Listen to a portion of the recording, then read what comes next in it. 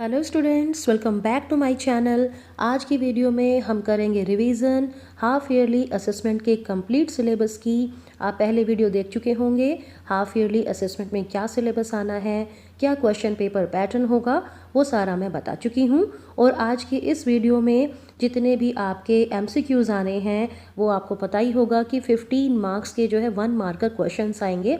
तो HYA के complete syllabus की 1 मार्कर क्वेश्चंस की रिवीजन आज हम इस वीडियो में करेंगे। तो चलिए फटाफट से स्टार्ट करते हैं। पहला क्वेश्चन है, who is the author of the chapter the third level? Options are George Orwell, James Joyce, Jack Finney, Agatha Christie. सही आंसर है option C, Jack Finney. Next is, what is the meaning of waking dream wish fulfillment? Options are a pleasant wish that makes one forget the present, a pleasant wish that takes one to the future, a pleasant wish which inspires to work, a pleasant wish which inspires to respect everyone। और सही answer है option ए, Charlie की एक ऐसी wish जिससे वो वर्तमान को भूल जाता है और 1894 के गेल्सबर्ग की दुनिया में जो है खो जाता है, उन यादों में खो जाता है वो, तो पास्ट के हैप्पी टाइम को वो याद करने लग जाता है। So option A is right. Next is, what does the third level signify? Chapter का टाइटल है द थर्ड लेवल। तो ये टाइटल है, ये किस चीज़ का प्रतीक है, किसको इंडिकेट करता है? Options are majesty of grand central station, जो शानो शौकत है ग्रैंड सेंट्रल स्टेशन की उसको, या फिर crowd at grand central station, वहाँ पर जितनी भी भीड़ है उसको, या फिर चार्लीज लव फॉर लुइजा, या फिर human tendency to escape from the harsh realities of the present to the past happy times. बिल्कुल सही सोच रहे होंगे आप, option D is right. Third level दिखाता है चार्ली की उस टेंडेंसी को जिसमें वो वर्तमान की हार्श रियलिटीज़ से बचना चाहता है। ठीक है। Next question is, who had sent the first day cover?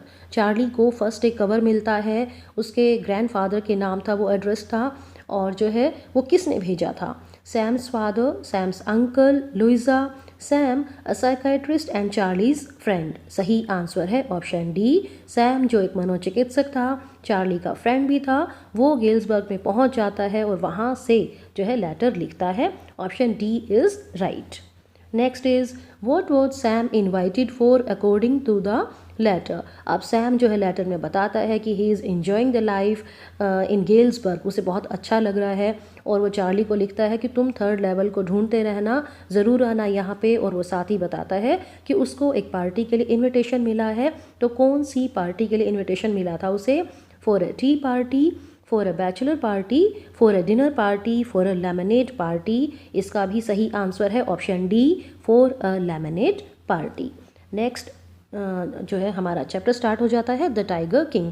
Her chapter से मैंने 5 इंपॉर्टेंट MCQs लिए हैं। ठीक है, तो देखते हैं। पहला क्वेश्चन है, who brought up the tiger king? Tiger king का जो है पालन पोषण किसने किया था? An English tutor, an English nanny, an American nanny, a Japanese nanny. सही आंसर है option B. Next question is, what became the cause of the tiger king's death? Tiger king की डेथ का कारण क्या बना?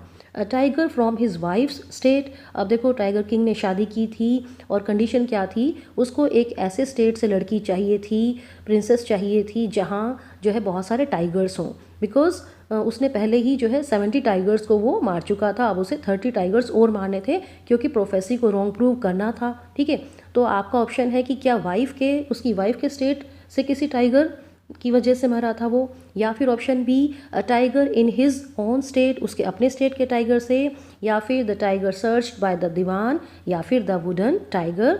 सही आंसर है option D, the wooden tiger. Next question is, why was the king called the tiger king? King का नाम क्यों पड़ा tiger king? Options are because he was fond of tigers, tigers का शौकीन था वो, या फिर ऑप्शन बी, उसने बहुत सारे टाइगर्स को जो है पालतू बना लिया था, पेट एनिमल बना लिया था, या फिर उसने 500 टाइगर्स को मारा था, या फिर ऑप्शन डी, उसने 100 टाइगर्स को मारा था। सही आंसर है ऑप्शन डी। ओके, नेक्स्ट देखिए, Y was the tiger king in danger of losing his kingdom? Tiger king पे जो है एक खतरा आ गया था कि वो अपना राज्य भी खो सकता था। क्या सिचुएशन, क्यों हुई थी ये situation? Options are because he murdered many common people, उसने बहुत सारे आम लोगों का जो है कत्ल कर दिया था इसलिए जनता विरोध कर रही थी, या फिर because he prohibited British officer from hunting tiger, उसने टाइगर हंटिंग के लिए मना कर दिया था एक ब्रिटिश ऑफिसर को, because he murdered his wife, because he attacked the neighbouring states. सही आंसर है option B. Next, What birthday gift did the maharaja present to his 3-year-old son? 3 साल के बेटे को उसने क्या बर्थडे गिफ्ट दिया था? A wooden elephant, gold coins, a wooden tiger, royal dresses. सही आंसर है option C, a wooden tiger, जो उसकी डेथ का कारण भी बना था। अब आ गया है third chapter, journey to the end of the earth. Writer है तिशानी दोषी। क्वेश्चन है, how many years back were India and Antarctica part of the same land mass? ठीक है, ऑप्शंस हैं 550 million years ago, 650 million years ago, 600 million years ago, या फिर 450 million years ago. सही answer है option B, 650 million years ago क्या हुआ था, इंडिया और एंटार्क्टिका एक ही लैंड मास का पार्ट थे। ठीक है, और नेक्स्ट क्वेश्चन है, व्हाट वाज गोंडवाना? क्या था ये?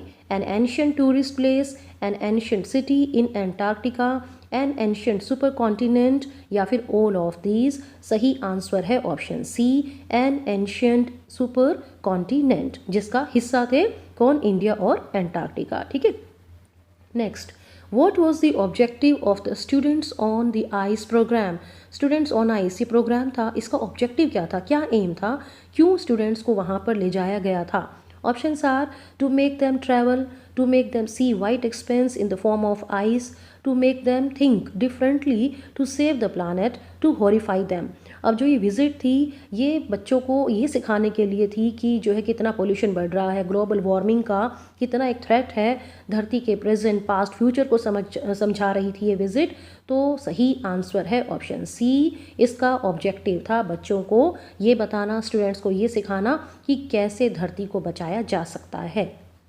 Next, What were the writer's feelings on reaching the continent? जब राइटर एंटार्क्टिका पहुंची तो उनका जो है उनकी क्या फीलिंग्स थी? Of relief and amazement, writer felt relieved and very wondered, या फिर option be tired and fatigue, बहुत ही लंबी जर्नी थी तो थक गई थी, या फिर सैड, या फिर नन ऑफ दीज। सही आंसर है option A, of relief and amazement. Right, बहुत ही हैरान भी थी क्योंकि इतना जो है सीरीन ब्यूटी थी वहाँ पे, कोई भी ह्यूमन एग्जिस्टेंस पहले कभी भी नहीं रहा था। ठीक है, तो option A is right. Next है, व्हाट इज़ फाइटोप्लैंक्टन?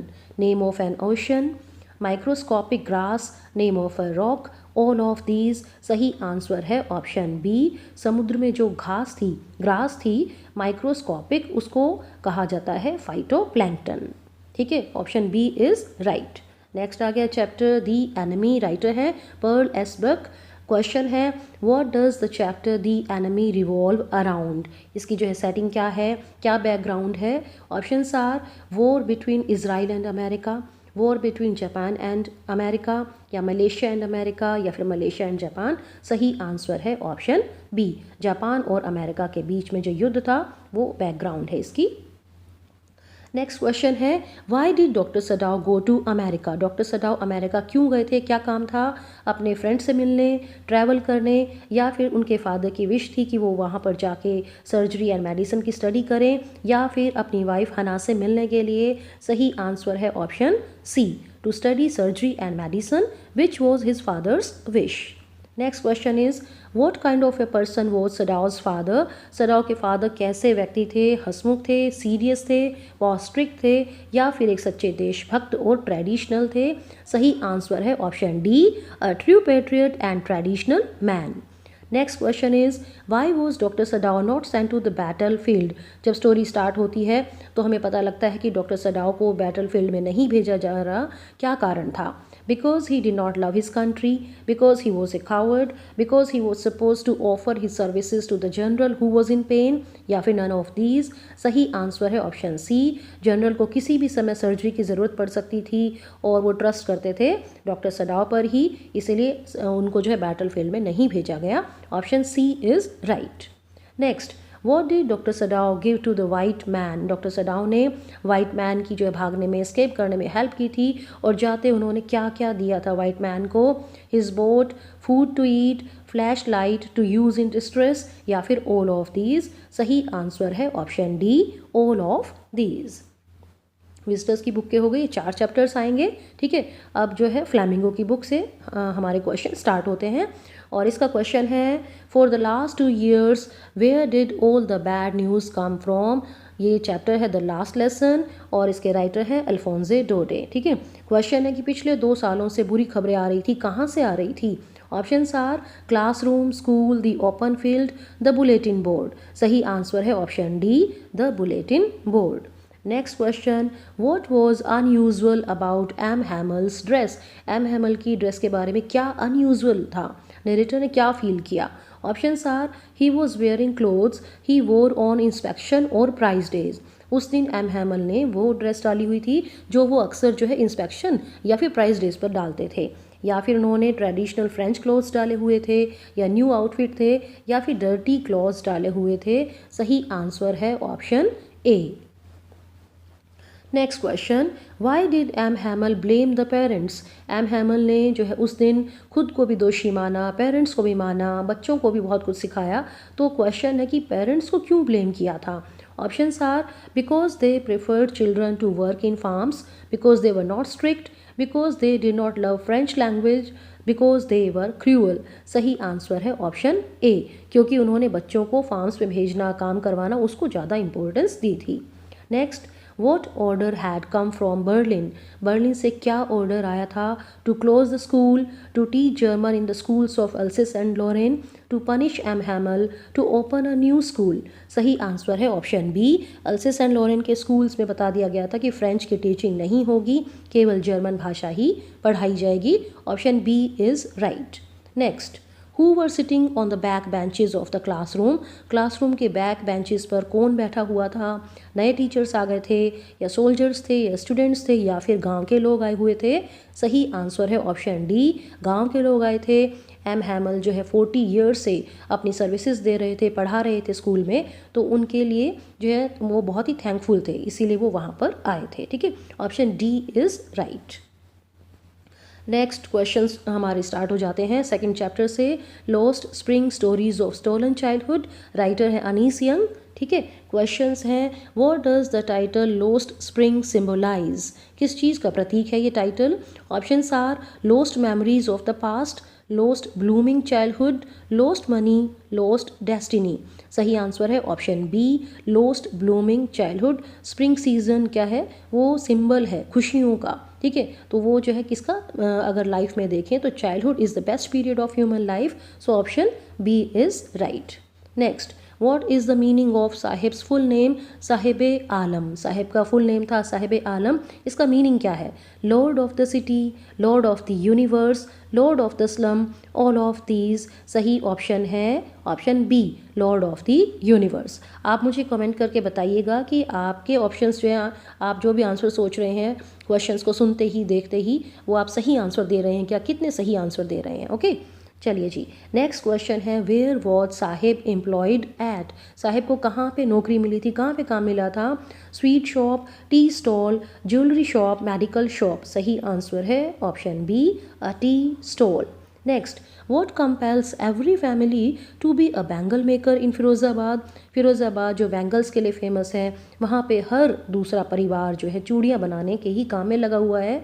तो क्या सिचुएशन है, क्या मजबूरी है उनकी? Poor surroundings, ancestral profession, destiny, none of these. सही ऑप्शन है ऑप्शन बी, जो है पीढ़ी दर पीढ़ी यही काम चला आ रहा है, उनके पूर्वजों का भी यही प्रोफेशन था और यही चीज़ हर परिवार को मजबूर कर रही है चूड़ियाँ बनाने पर। Option B is right. Next, how is the attitude of Mukesh different from his family. Mukesh का नज़रिया अपने परिवार से अलग है, कैसे? He wants to be a rich man, he wants to become a motor mechanic, he lives in dreams, he is ready to kill the middle man. वो एक मोटर मैकेनिक बनना चाहता है, he does not want to be a bangle maker. In this way he is different from his family, so option B is right. Next, next question हमारे start हो गए deep water से। Writer है William Douglas और question है why did the narrator sit on the side of the pool.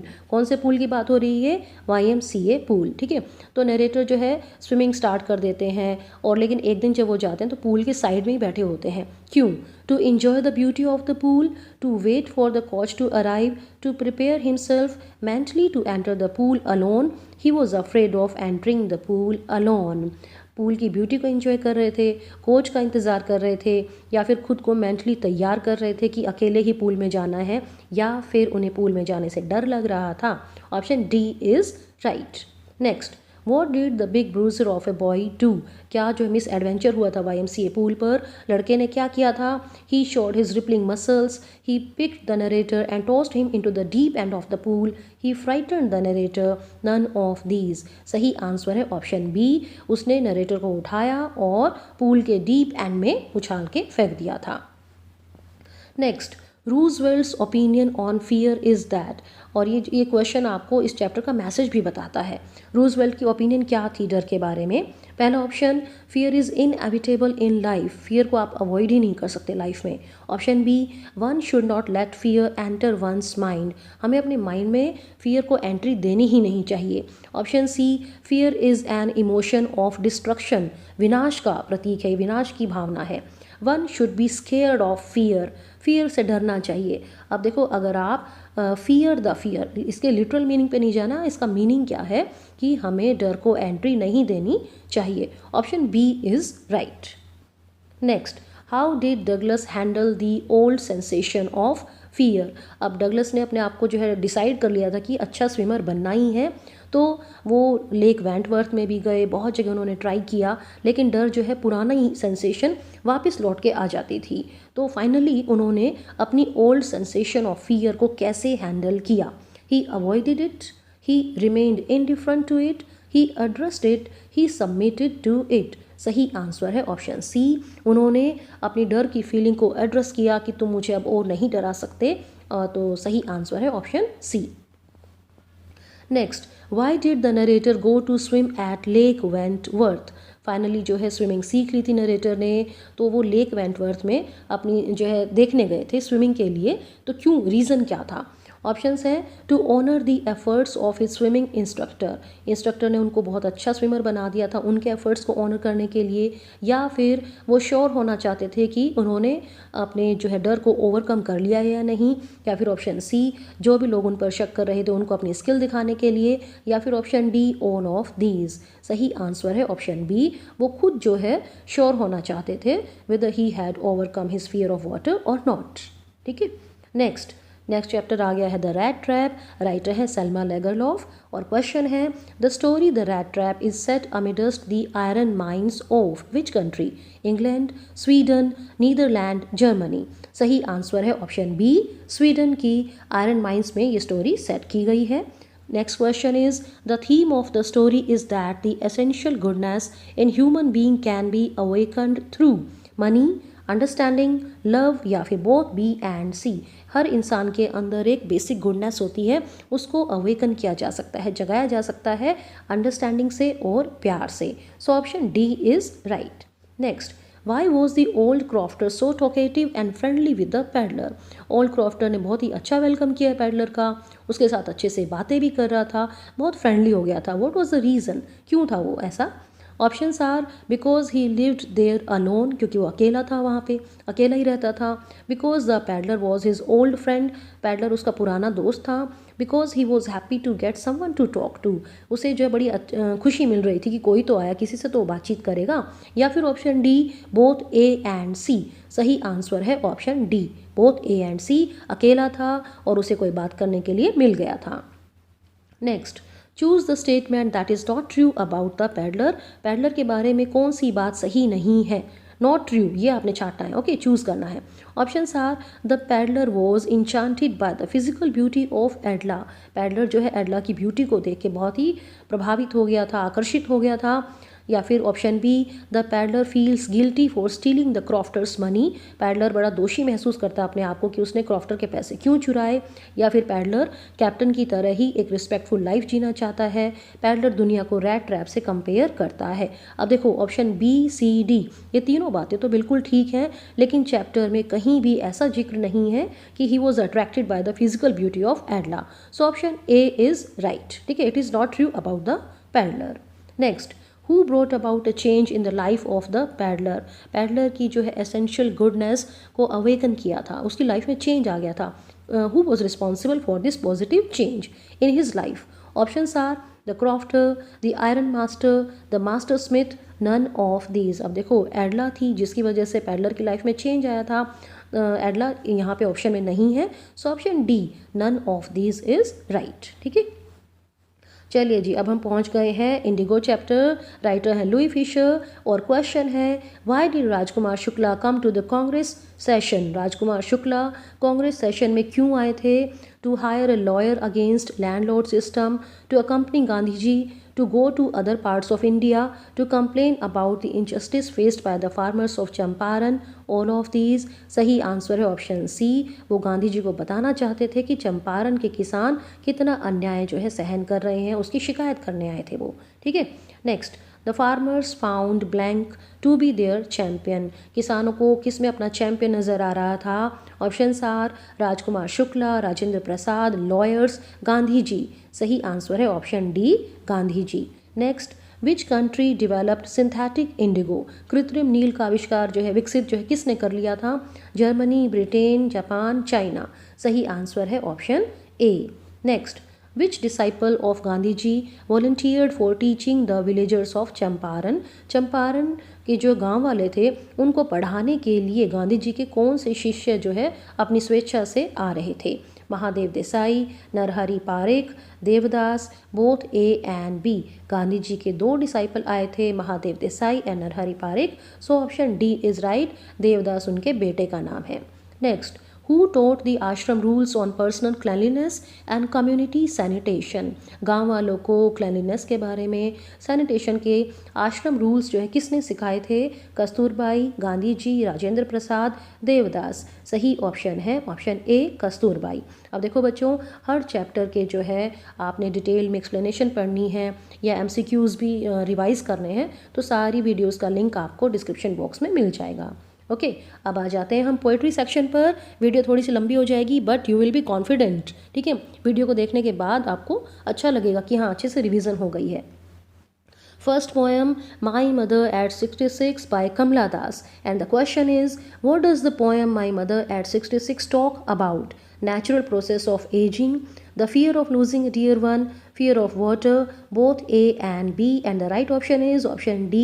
इस poem में बात की गई है बुढ़ापे के बारे में और अपने किसी डियर वन को खोने के डर के बारे में। ठीक है, और कौन है वो डियर वन? यहाँ पे पोएट की मदर।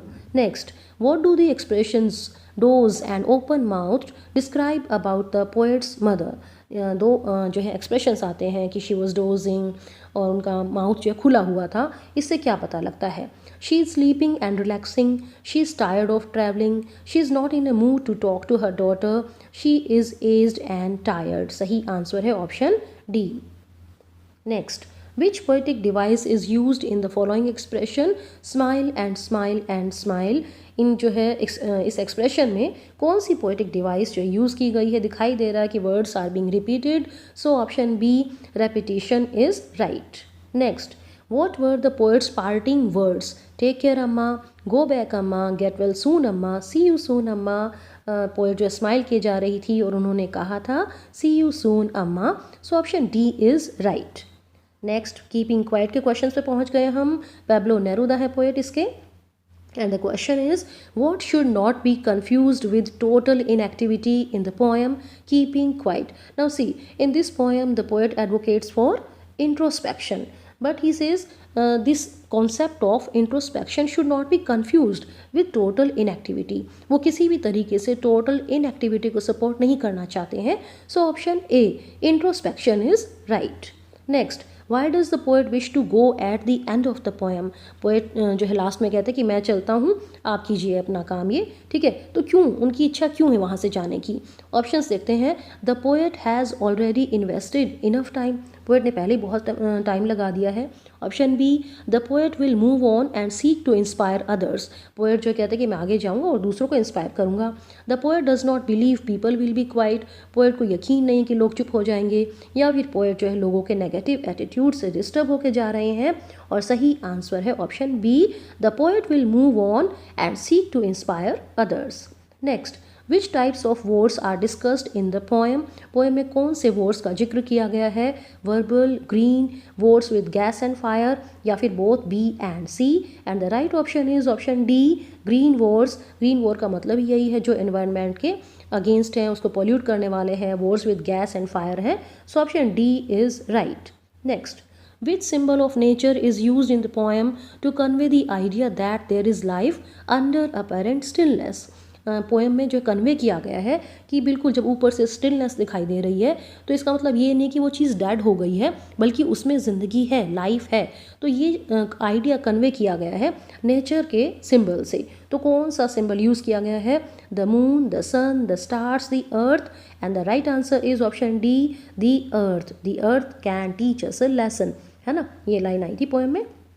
ओके जी, नेक्स्ट हम पहुंच गए हैं अ थिंग ऑफ ब्यूटी पर। पोएट है John Keats and the question is what will never pass into nothingness, क्या चीज़ है जो कभी भी नथिंगनेस में कन्वर्ट नहीं होगी? Bravery, sympathy, love, a thing of beauty. And the right option is option D. Next, what dearth does the poet talk about, poet जो कौन सी कमी, बहुत ज़्यादा कमी हो गई है ऐसे कहते हैं पोएट, तो किस डर्थ के बारे में बात कर रहे हैं वो? मॉरल वैल्यूज़ की कमी हो गई है, मनी की, या नोबल नेचर की, या डिसिप्लिन की? सही आंसर है option C, dearth of noble nature. Next, which beautiful things are mentioned in the poem a thing of beauty, हम देखते हैं कि पोएम में पोएट बहुत सारी सुंदर चीज़ों को बताते हैं कि ये सुंदर चीज़ें हैं।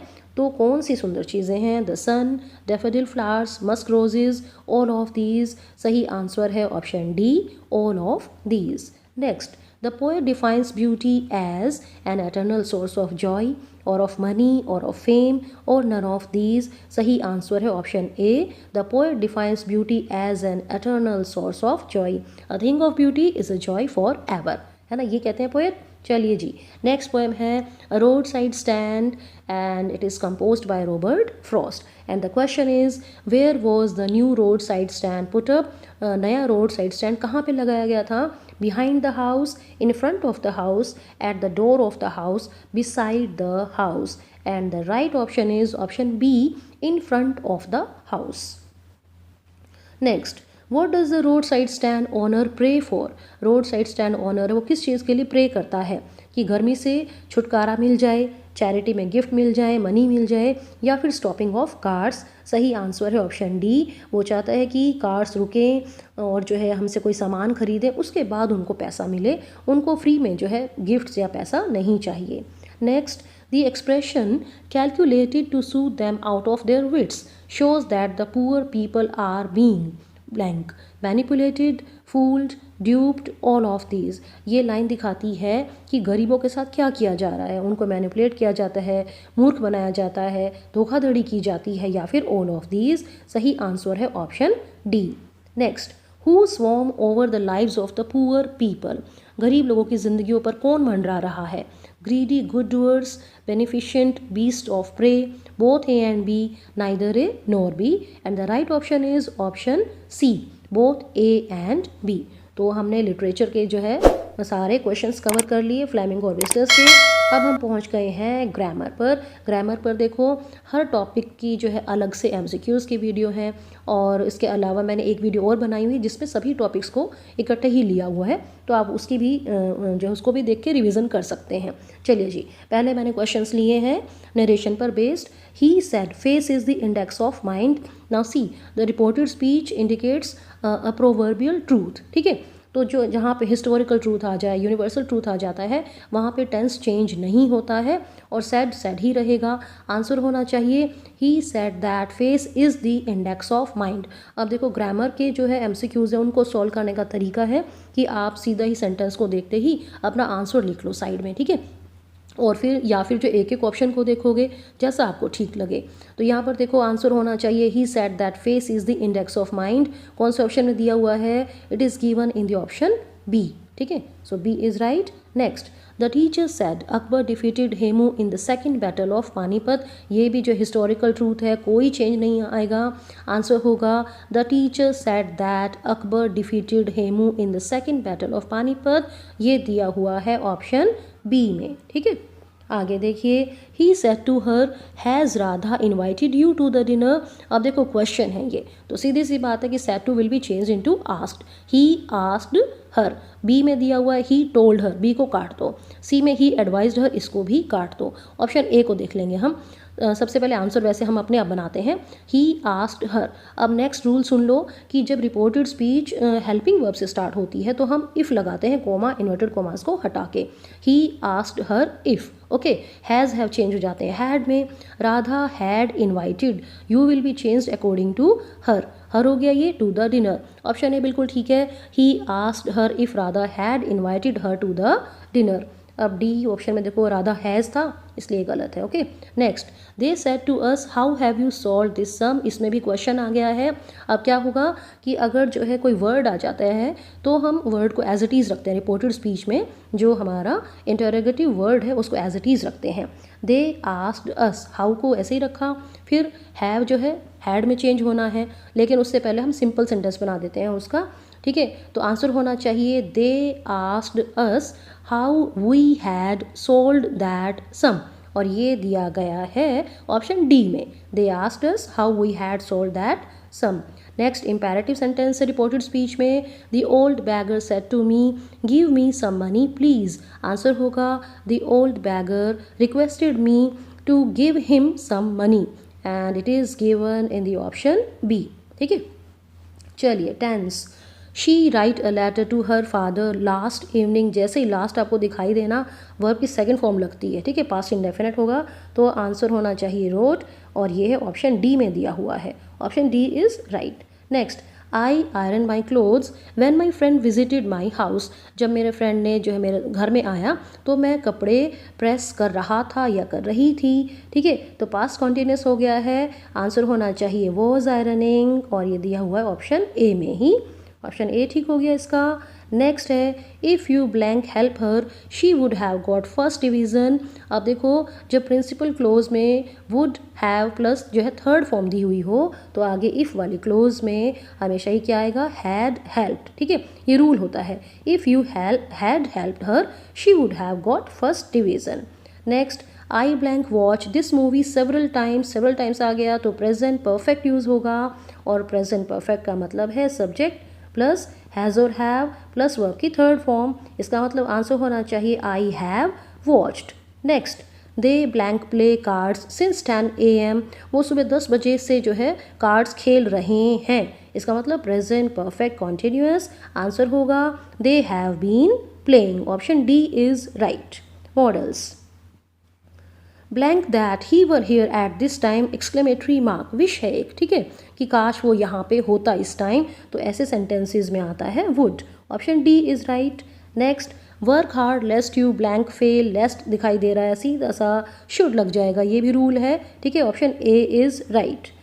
Next, blank God have mercy on you exclamatory mark, एक प्रेयर की जा रही है, दुआ दी जा रही है कि ठीक है भगवान तुम पे दया करे, तो आंसर होगा ऑप्शन ए में।